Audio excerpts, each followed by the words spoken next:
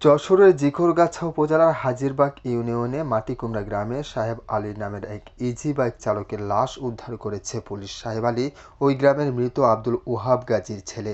বুধবার ভোর 5টার দিকে মাটিকুমড়া গ্রামের উত্তরপাড়া রফিকুলের বাড়ির সংলগ্ন রাস্তার পাশে নামাজ পড়তে আসা মুসল্লিরা সাহেব আলীর লাশ দেখতে পায়।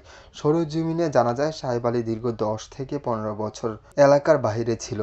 15 দিন আগে এলাকায় এসে তার প্রথম স্ত্রীর বাবার বাড়ি শর্ষা উপজেলার চালিতাবাড়িয়া গ্রামে ওঠে। এর আগে সে তার ভিটা মাটি বিক্রি করে সিলেট চলে গিয়েছিলেন এবং সেখানে জ্যোৎস্না নামের এক মহিলাকে বিবাহ করে এবং সেখানে অবস্থান করছিল। সিলেট থেকে সে একটি ইজি বাইক নিয়ে আসে এবং নারভার ভাগাড়ছা রুটে ইজি বাইক চালিয়ে জীবিকা নির্বাহ করছিল। দীর্ঘদিন এলাকার বাইরে থাকায় এলাকাবাসী তাকে ভালো করে চেনেন না। তার কাছে থাকা আইডি কার্ড দেখে প্রত্যক্ষদর্শীরা নিশ্চিত হন তিনি মাটিকুমড়া গ্রামের আব্দুল ওহাবের ছেলে। খবর পেয়ে ঝিকরগাছা থানার অফিসার ইনচার্জ বাবলুর রহমান খান ফোর্সসহ ঘটনাস্থলে পৌঁছে মৃতদেহ উদ্ধার করেন।